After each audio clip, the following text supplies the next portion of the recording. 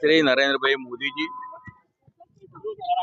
હવે જ્યારે દેશને પરમોચ્ચ સ્થાન તરફ લઈ જવા તૈયાર થઈ ગયા છે અને દેશ જ્યારે આગળ વધી રહ્યો છે ત્યારે ગઈકાલે જ આંતરરાષ્ટ્રીય પતંગ મહોત્સવનું ઉદ્ઘાટન આપણા વડાપ્રધાન શ્રી અને જર્મનીના ચાન્સેલર શ્રી દ્વારા કરવામાં આવ્યું. ત્યારે ગુજરાતમાં રાજ્ય સરકાર દ્વારા માનનીય મુખ્યમંત્રી શ્રી ભૂપેન્દ્રભાઈ પટેલ સાહેબ દ્વારા આનું એક આખું આયોજન કરવામાં આવ્યું છે.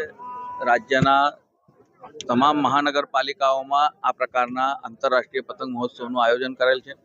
વડોદરામાં જ્યારે 12મો આંતરરાષ્ટ્રીય પતંગ મહોત્સવ આજે થઈ રહ્યો છે અને તેમાં 18 જેટલા દેશોના પતંગવીરો અને સાથે 11 રાજ્યોના ભારત દેશના પણ પતંગવીરો અત્યારે ઉપસ્થિત છે. અને આપ જોઈ રહ્યા છો કે જે પ્રકારે વડોદરા શહેરનું એક ખુશનુમા વાતાવરણમાં તમામ પતંગવીરો આપણી કરતબ બતાવવા આવી રહ્યા છે. ત્યારે સૌપ્રથમ તો આ પ્રકારના સર્વશ્રેષ્ઠ આયોજન માટે ગુજરાત ટુરિઝમ, જિલ્લા વહીવટીતંત્ર અને મહાનગરપાલિકાને ખૂબ ખૂબ અભિનંદન પાઠવું છું.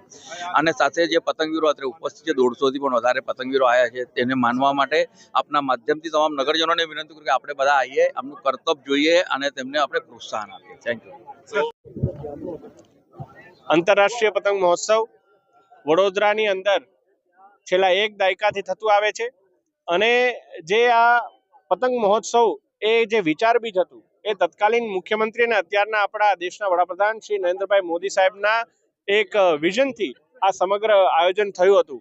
અને આપ જુઓ, આજે 20થી વધારે દેશોના નાગરિકો, પતંગ રસિયાઓ આજે અહીં પતંગ ઉડાવવા માટે આવ્યા છે. ત્યારે હું આપના માધ્યમથી વડોદરાના પણ તમામ નાગરિકોને અપીલ કરું છું કે આપ પણ પધારો અને આ પતંગ મહોત્સવની મજા માણો.